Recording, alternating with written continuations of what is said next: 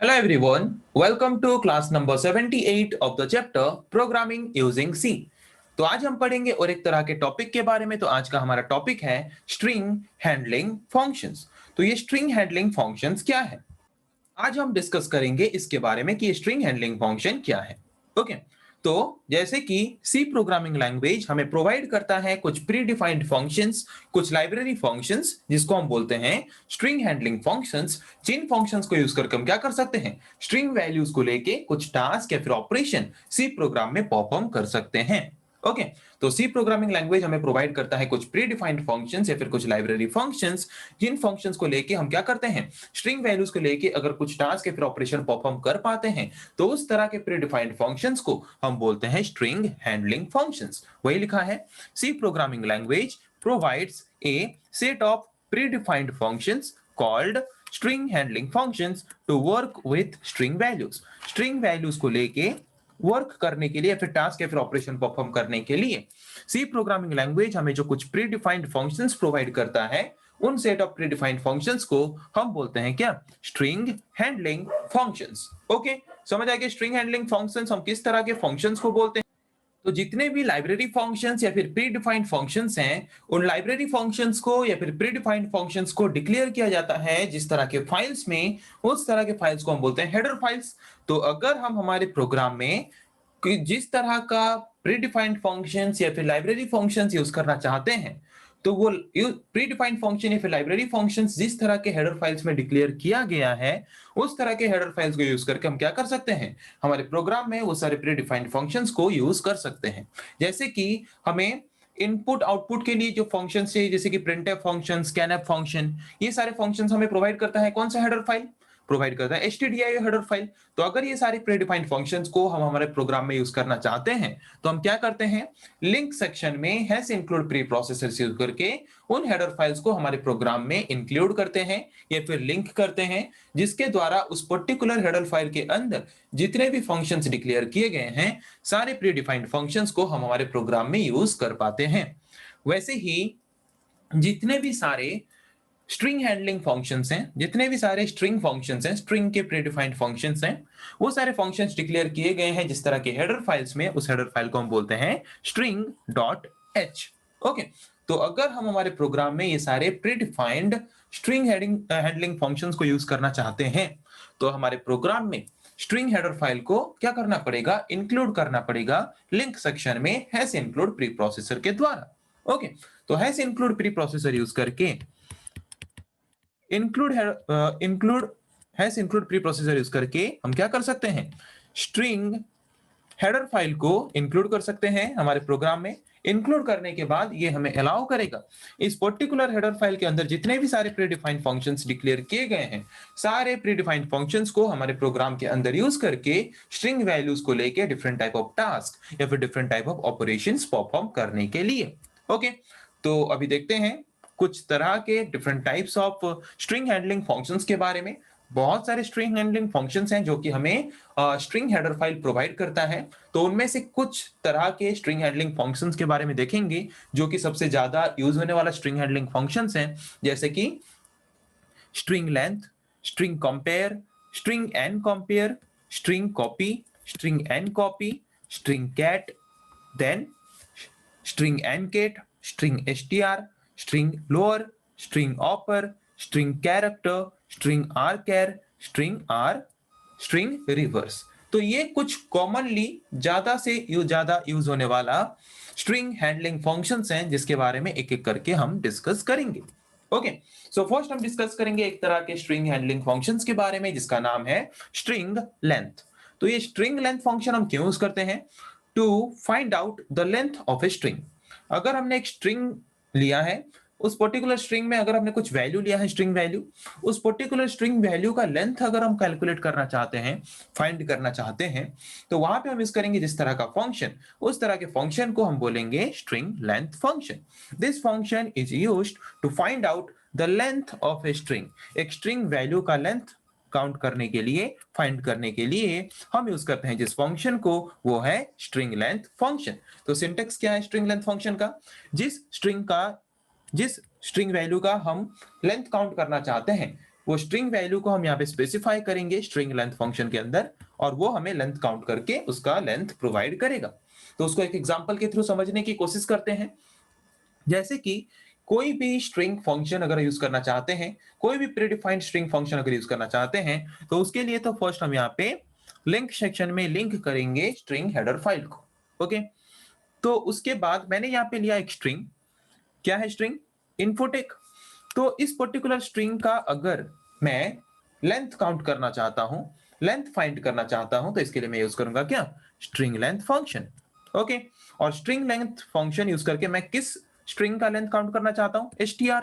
तो मैंने यहाँ पे मेंशन किया स्ट्रिंग का नाम str। तो जो स्ट्रिंग का लेंथ मुझे जो प्रोवाइड करेगा वो किस तरह का वैल्यू होगा? इंटीजर।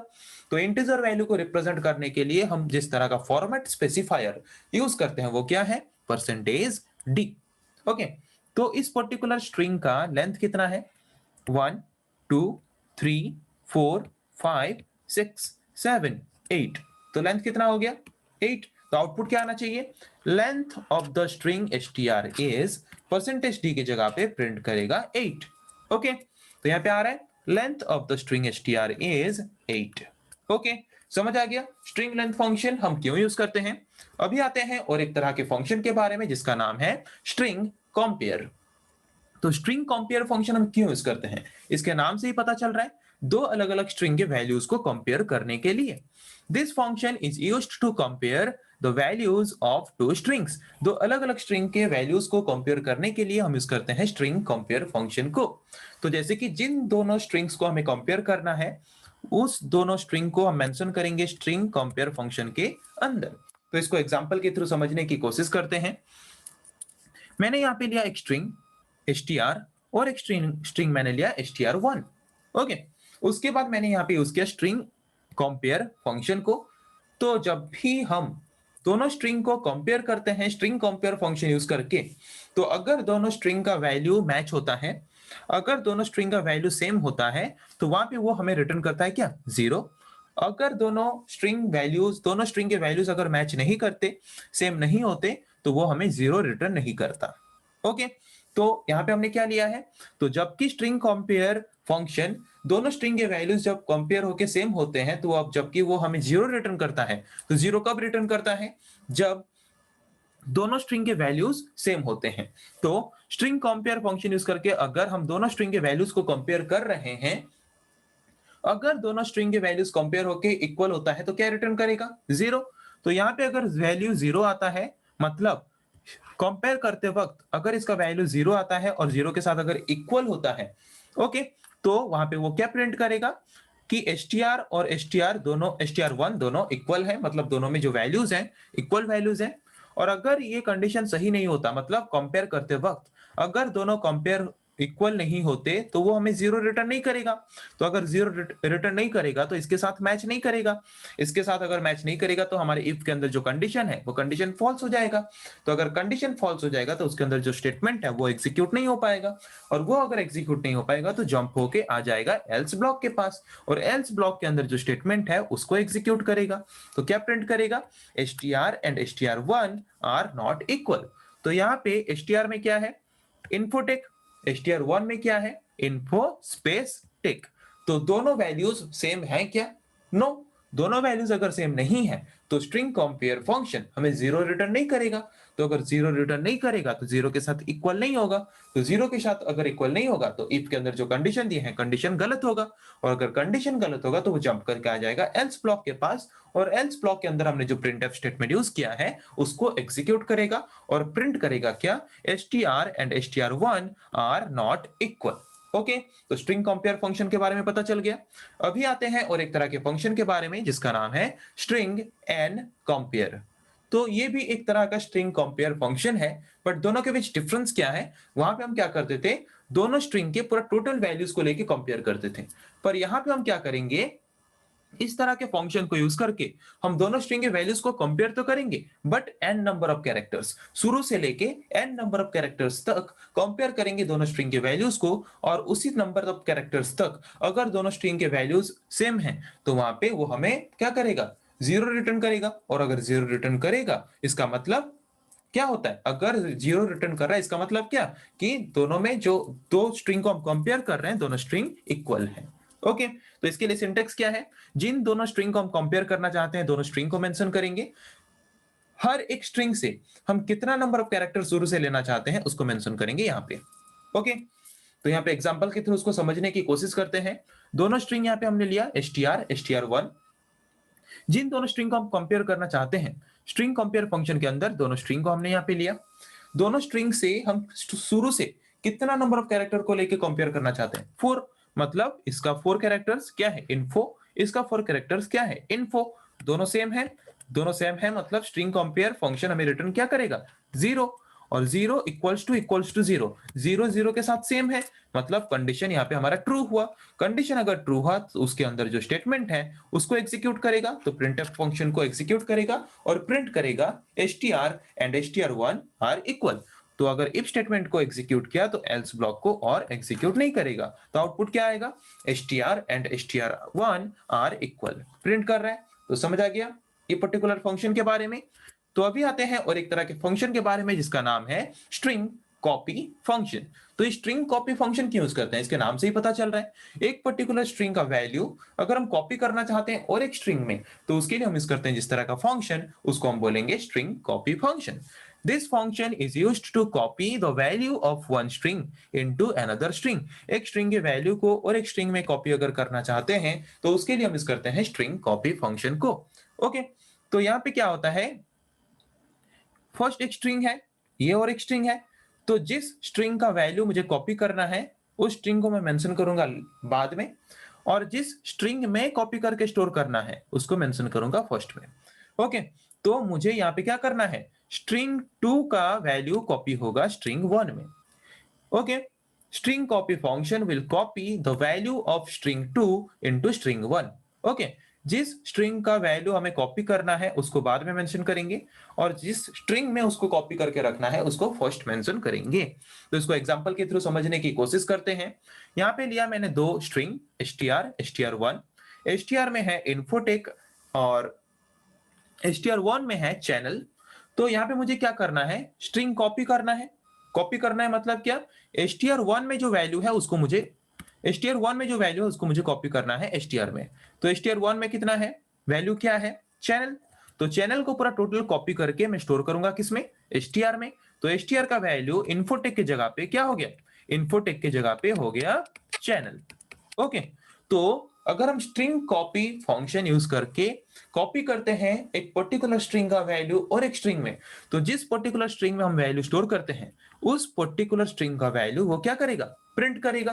तो आउटपुट क्या आना चाहिए, the value of str is, इस पर्टिकुलर str में जो वैल्यू कॉपी होके स्टोर हुआ उस वैल्यू को वो क्या करेगा, उस पर्टिकुलर वैल्यू को प्रिंट करेगा। तो यहाँ पे प्रिंट करेगा क्या, चैनल। ओके, समझ आ गया ये। तो अभी आते हैं और एक तरह के फंक्शन के बारे में। तो और एक फंक्शन का नाम क्या है, strncopy। तो ये भी एक तरह का स्ट्रिंग कॉपी फंक्शन ही है, इसको भी हम यूज करते हैं एक स्ट्रिंग के वैल्यू को कॉपी करने के लिए और एक स्ट्रिंग में। बट यहाँ पे हम क्या करेंगे, सारा मतलब एक पर्टिकुलर स्ट्रिंग के सारे कैरेक्टर्स को कॉपी ना करके कुछ n नंबर ऑफ कैरेक्टर्स को अगर हम कॉपी करना चाहते हैं और एक स्ट्रिंग में, तो उसके लिए हम यूज करेंगे इस पर्टिकुलर फंक्शन को। तो स्ट्रिंग 2 जो है हमारा, इस पर्टिकुलर स्ट्रिंग का जितना नंबर ऑफ कैरेक्टर हम कॉपी करना चाहते हैं स्ट्रिंग 1 में, उस नंबर को मेंशन करेंगे यहाँ पे। तो वो क्या करेगा, सिर्फ उतना नंबर ऑफ कैरेक्टर को ही कॉपी करेगा इस पर्टिकुलर स्ट्रिंग में। तो इसको एग्जांपल के थ्रू समझने की कोशिश करते हैं।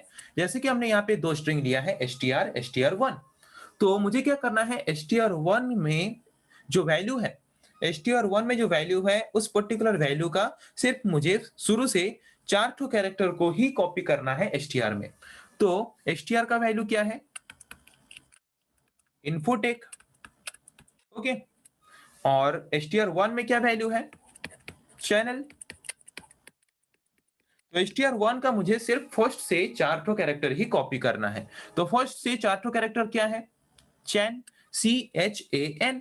और सिर्फ इन्हीं 4 कैरेक्टर को ही कॉपी करके मैं क्या करूंगा, str में फर्स्ट 4 कैरेक्टर की जगह पे उसको रिप्लेस कर लूंगा, CHAN। तो अभी हमारा जो नया वैल्यू आया str में वो क्या हुआ, CHANTECH। इस वैल्यू को प्रिंट करेगा हमारा प्रोग्राम। ओके, तो क्या आउटपुट आना चाहिए? The value of str is chain tick. Okay, तो यहाँ पे आ रहा है चैन टिक। समझ आ गया? अभी आते हैं और एक तरह के फंक्शन के बारे में, जिस फंक्शन का नाम है strcat, स्ट्रिंग कनकैटिनेशन। कनकैटिनेशन मतलब क्या? एक स्ट्रिंग को और एक स्ट्रिंग के साथ अगर हम ऐड करके दोनों स्ट्रिंग को एक स्ट्रिंग के हिसाब से अगर रिप्रेजेंट करना चाहते हैं, उसके लिए हम यूज करते हैं जिस तरह का फंक्शन, उसको हम बोलते हैं string cat. This function is used to append or concatenate one string at the end of another string. एक स्ट्रिंग है, इस पर्टिकुलर स्ट्रिंग के साथ अगर हम और एक स्ट्रिंग को ऐड करना चाहते हैं और अपेंड करना चाहते हैं, तो उसके लिए हम यूज करते हैं जिस तरह का फंक्शन, उस फंक्शन को हम बोलते हैं स्ट्रिंग कैट। ओके, तो ये पहले से एक फंक्शन है। इस पर्टिकुलर फंक्शन के साथ, सॉरी, ये एक स्ट्रिंग है, तो इस पर्टिकुलर स्ट्रिंग के साथ हम जिस स्ट्रिंग के वैल्यू को ऐड करना चाहते हैं, उस स्ट्रिंग को मेंशन करेंगे सेकंड में। ओके, तो पता चल गया स्ट्रिंग कैट फंक्शन हम क्यों यूज करते हैं? टू कंकैटिनेट और to append a string value at the end of another string value. Already एक स्ट्रिंग वैल्यू है, उस स्ट्रिंग वैल्यू के एंड में अगर हम और एक स्ट्रिंग वैल्यू को ऐड करके टोटल को एक स्ट्रिंग के हिसाब से अगर रिप्रेजेंट करना चाहते हैं, तो उसके लिए हम यूज करेंगे जिस फंक्शन को, वो है स्ट्रिंग कैट फंक्शन। ओके, तो यहाँ पे मैंने एक स्ट्रिंग लिया str और एक स्ट्रिंग मैंने लिया str1। दोनों स्ट्रिंग को हम यहाँ पे क्या कर रहे हैं? दोनों स्ट्रिंग को हमें ऐड करके एक स्ट्रिंग के हिसाब से रिप्रेजेंट करना है। तो फर्स्ट किस स्ट्रिंग को रखना है? str। फिर किस स्ट्रिंग को रखना है? str1। तो str1 को मुझे ऐड करना है str के साथ। तो str1 में पहले क्या है, सॉरी, str में क्या है? इन्फोटेक। इन्फोटेक के साथ मुझे ऐड करना है str1 को, उसके साथ वो ऐड क्या हो जाएगा? चैनल। और स्टोर होके रह जाएगा कहाँ पे? str में। और जब हम इसको प्रिंट करेंगे तो वो प्रिंट करेगा किसका वैल्यू? str का वैल्यू। तो str में क्या स्टोर है? Infotech channel. तो आउटपुट क्या आना चाहिए? The value of str is infotech channel. तो यहाँ पे प्रिंट कर रहा है the value of str is infotech channel. Okay, समझ आ गया स्ट्रिंग कैट फंक्शन के बारे में। अभी आते हैं और एक तरह के फंक्शन के बारे में जिसका नाम है string and cat. String and cat मतलब स्ट्रिंग कैट फंक्शन हम क्यों यूज करते थे? एक पर्टिकुलर स्ट्रिंग के साथ और एक स्ट्रिंग का टोटल वैल्यू को ऐड करने के लिए एक पर्टिकुलर स्ट्रिंग के एंड में।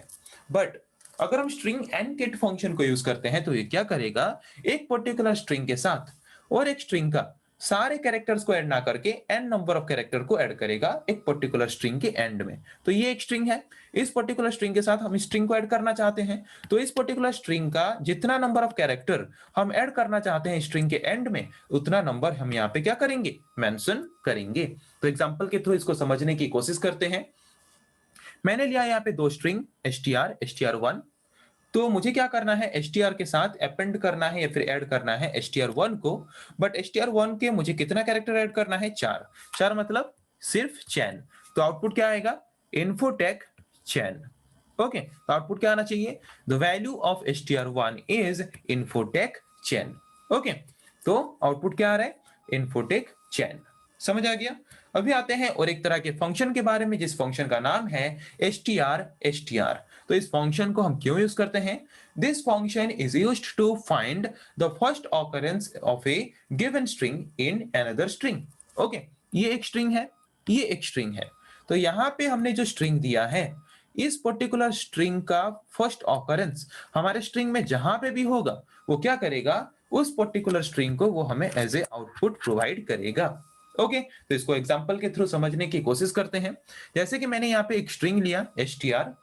ओके, उसके बाद मैंने यहाँ पे str फंक्शन के अंदर लिया और एक स्ट्रिंग tec। तो वो क्या करेगा? इस पर्टिकुलर स्ट्रिंग को कंपेयर करेगा, चेक करेगा हमारे str स्ट्रिंग में, देखेगा कि इस तरह का स्ट्रिंग कहाँ पे है, कहाँ से शुरू हो रहा है? यहां से शुरू हो रहा है। तो जहां से शुरू हो रहा है वहां से लेके वो क्या करेगा? एंड तक पूरा टोटल स्ट्रिंग को वो हमें एज ए आउटपुट प्रोवाइड कर देगा। Okay, so str function is used to find the first occurrence of a string in the current string. Okay, currently जो स्ट्रिंग है उस पर्टिकुलर स्ट्रिंग में हमने जो स्ट्रिंग लिया है, उस स्ट्रिंग को वो चेक करेगा कि वो स्ट्रिंग का फर्स्ट ऑकरेंस कहां पे हो रहा है, और जहां पे फर्स्ट ऑकरेंस हो रहा है वहां से लेके एंड तक वो क्या करेगा? हमें एक स्ट्रिंग वैल्यू रिटर्न करेगा। ओके, तो आउटपुट क्या आना चाहिए? तो output is tick, TECH। Okay, तो आउटपुट यहाँ पे आ रहा है, द आउटपुट इज TECH। तो अभी आते हैं और एक तरह के फंक्शन के बारे में जिस फंक्शन का नाम है स्ट्रिंग कैरेक्टर, strchr। तो इस फंक्शन को हम क्यों यूज करते हैं? जैसे कि हम str फंक्शन को क्यों यूज करते थे? एक स्ट्रिंग वैल्यू लेते थे और उस पर्टिकुलर स्ट्रिंग वैल्यू को हम यहाँ पे चेक करते थे कि उसका फर्स्ट ऑकरेंस कहाँ पे है, और जहां पे उसका फर्स्ट ऑकरेंस होता था उस स्ट्रिंग का, वहां से लेके एंड तक उस पर्टिकुलर स्ट्रिंग को हम रिटर्न करते थे एज ए आउटपुट। बट यहाँ पे हम strchr फंक्शन को यूज करते हैं क्यों? एक कैरेक्टर हम यहाँ पे लेंगे, वो पर्टिकुलर कैरेक्टर हमारे स्ट्रिंग में फर्स्ट जहां पे ऑकर होगा वहां से लेके वो एंड तक क्या करेगा, स्ट्रिंग वैल्यू को हमें रिटर्न करेगा। Okay, this function is used to find out the first occurrence of a given character in a string. हमने यहाँ पे जो कैरेक्टर दिया है, इस पर्टिकुलर कैरेक्टर का फर्स्ट ऑकरेंस हमारे स्ट्रिंग में कहाँ है उसको फाइंड करेगा। फाइंड करके उस पर्टिकुलर कैरेक्टर से लेके एंड तक वो क्या करेगा, जो स्ट्रिंग हुआ उस स्ट्रिंग वैल्यू को वो हमें एज ए आउटपुट रिटर्न करेगा। तो एग्जांपल के थ्रू इसको समझने की कोशिश करते हैं। मैंने लिया यहाँ पे स्ट्रिंग str। ओके, यहाँ पे मैंने यूज किया strchr फंक्शन को। यहाँ पे मैंने लिया पहले str और यहाँ पे मैंने एक कैरेक्टर लिया t। तो t का फर्स्ट ऑकरेंस शुरू से कहाँ पे है, यहाँ पे। तो t से वो क्या करेगा, शुरू करेगा, उसका फर्स्ट ऑकरेंस जहां पे हुआ वहां से शुरू करेगा, वहां से लेके एंड तक जितने भी कैरेक्टर्स हैं सारे कैरेक्टर्स को लेके जो स्ट्रिंग वैल्यू निकला उस पर्टिकुलर स्ट्रिंग वैल्यू को वो हमें क्या करेगा, एज ए आउटपुट रिटर्न करेगा। ओके, तो वही एज ए आउटपुट हमें रिटर्न किया जिस वैल्यू को हमने यहाँ पे प्रिंट किया। तो आउटपुट इज TECH। ओके, समझ आ गया। अभी आते हैं और एक तरह के फंक्शन के बारे में जिस फंक्शन का नाम है strchr। तो इस फंक्शन को हम क्यों यूज करते हैं? strchr फंक्शन जो हमने यहाँ पे यूज किया उसका रिवर्स है strchr। ये r का मतलब है रिवर्स। ओके, मतलब strchr फंक्शन का काम जो होता है इसका उल्टा काम ये करता है। मतलब strchr फंक्शन हम क्यों यूज करते थे? कोई भी एक पर्टिकुलर कैरेक्टर को लेके उसका फर्स्ट ऑकरेंस कहाँ पे है उसको फाइंड करते थे। बट यहाँ पे strchr फंक्शन हम कहाँ क्यों यूज करते हैं? वही सेम चीज करने के लिए यूज करते हैं कि जो कैरेक्टर हमने यहाँ पे दिया है उस पर्टिकुलर कैरेक्टर का फर्स्ट ऑकरेंस कहाँ पे है उसको हम फाइंड करते हैं strchr फंक्शन को भी यूज करके। बट strchr फंक्शन में हम फाइंड करते थे स्टार्टिंग से लेके एंडिंग तक, शुरू से लेके आते थे चेक करते करते। बट यहाँ पे strchr में हम क्या करते हैं, एंडिंग से चेक करते करते आते हैं स्टार्टिंग तक। Okay, this function is used to find out the last occurrence of a given character in the string। ये क्या करेगा, लास्ट से चेक करते करते आएगा और लास्ट से जब फर्स्ट टाइम ऑकर होगा, क्या जब फर्स्ट टाइम ऑकर होगा हमारा उस पर्टिकुलर कैरेक्टर, तो वहां से वो क्या करेगा, एंड तक जो स्ट्रिंग वैल्यू आएगा उस स्ट्रिंग वैल्यू को हमें आउटपुट के हिसाब से प्रोवाइड करेगा। ओके, तो यहाँ पे हमने एक स्ट्रिंग लिया str और strchr फंक्शन यूज करके हमने यहाँ पे मेंशन किया एक कैरेक्टर। तो एंड से वो चेक करते करते आएगा पूरा लास्ट में टी कहां पे है। ओके, पूरा लास्ट में टी कहां पे है ये। तो यहां से लेके एंड तक जितने भी कैरेक्टर्स हैं सारे कैरेक्टर्स को लेके जो स्ट्रिंग वैल्यू हुआ उस स्ट्रिंग वैल्यू को वो हमें एज ए आउटपुट प्रोवाइड करेगा। तो आउटपुट क्या आएगा, द आउटपुट इज टिक। तो यहाँ पे दिखाएगा आउटपुट टिक। ओके, अभी आते हैं और एक तरह के फंक्शन के बारे में जिस फंक्शन का नाम है strLWR function. LWR means lower case, lower case means smaller letter, small case letter या फिर स्मॉलर लेटर। ओके, तो strLWR फंक्शन को हम क्यों यूज करते हैं? एक पर्टिकुलर स्ट्रिंग में जो स्ट्रिंग वैल्यू है उस पर्टिकुलर स्ट्रिंग वैल्यू को लोअर केस लेटर में कन्वर्ट करके उसको एज ए आउटपुट रिटर्न करने के लिए हम यूज करते हैं strLWR फंक्शन को। This function is used to convert all the characters of a string to lower case। एक पर्टिकुलर स्ट्रिंग में जो वैल्यू है उस वैल्यू में जितने भी कैरेक्टर्स हैं सारे कैरेक्टर्स को लोअर केस में कन्वर्ट करने के लिए हम यूज करते हैं strLWR फंक्शन को। तो जिस पर्टिकुलर फंक्शन स्ट्रिंग के वैल्यू को हमें कन्वर्ट करना है लोअर केस में उसको मेंशन करेंगे strLWR फंक्शन के अंदर। तो एग्जांपल के थ्रू समझने की कोशिश करते हैं। तो यहाँ पे मैंने लिया एक स्ट्रिंग जो यहाँ पे कि सारे कैरेक्टर्स अपर केस लेटर में हैं। तो अगर मैं इनको लोअर केस लेटर में एज ए आउटपुट प्रिंट करना चाहता हूं तो यहाँ पे यूज करूंगा strLWR फंक्शन, जो क्या करेगा इस पर्टिकुलर स्ट्रिंग में जितने भी कैरेक्टर्स हैं सारे कैरेक्टर्स को लोअर केस लेटर में कन्वर्ट करेगा और उसको लोअर केस लेटर में रिप्रेजेंट करेगा या फिर एज ए आउटपुट हमें प्रोवाइड करेगा। तो आउटपुट क्या आएगा, लोअर केस लेटर में आ रहा है इन्फोटेक जो कि कैपिटल में था। अभी आते हैं और एक तरह के फंक्शन के बारे में जिस फंक्शन का नाम है strupr function. UPR means upper case means capital letter. तो कोई भी एक पर्टिकुलर स्ट्रिंग में जो वैल्यू है वो वैल्यू अगर लोअर केस लेटर में है, टोटल वैल्यू को अगर हम अपर केस लेटर में रिप्रेजेंट करना चाहते हैं तो वहां पे हम यूज करेंगे जिस तरह का फंक्शन, उस फंक्शन को हम बोलेंगे strupr फंक्शन। तो strupr फंक्शन हम क्यों यूज करते हैं? एक पर्टिकुलर स्ट्रिंग में जो वैल्यू है उन वैल्यूज में जो कैरेक्टर्स हैं सारे कैरेक्टर्स को अपर केस लेटर में रिप्रेजेंट करने के लिए। तो देखते हैं एग्जांपल के थ्रू। मैंने लिया यहाँ पे एक स्ट्रिंग। अगर मैं इन स्ट्रिंग में जो वैल्यूज हैं इन वैल्यूज को अगर मैं अपर केस लेटर में या फिर कैपिटल लेटर में रिप्रेजेंट करना चाहता हूं तो यहाँ पे यूज करूंगा strupr फंक्शन, जिसके अंदर मेंशन करूंगा मैं स्ट्रिंग का नाम।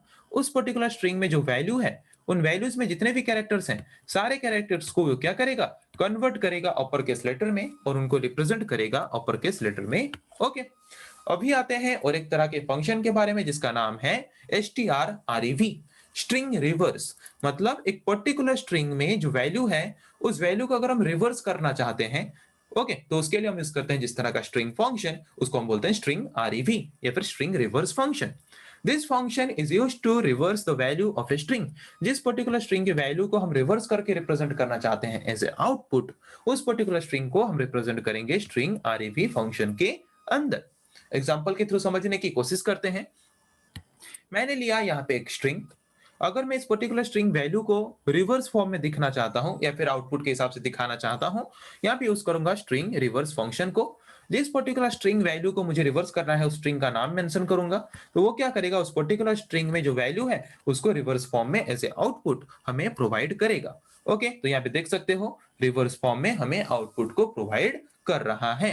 ओके, तो समझ आ गया। आज हमने डिस्कस किया different type of string functions के बारे में, different type of pre defined string handling functions के बारे में जो कि हमें प्रोवाइड करता है स्ट्रिंग हेडर फाइल। तो नेक्स्ट क्लास में हम डिस्कस करेंगे ऐसे और कुछ टॉपिक्स के बारे में। आज के लिए इतना ही। Thank you.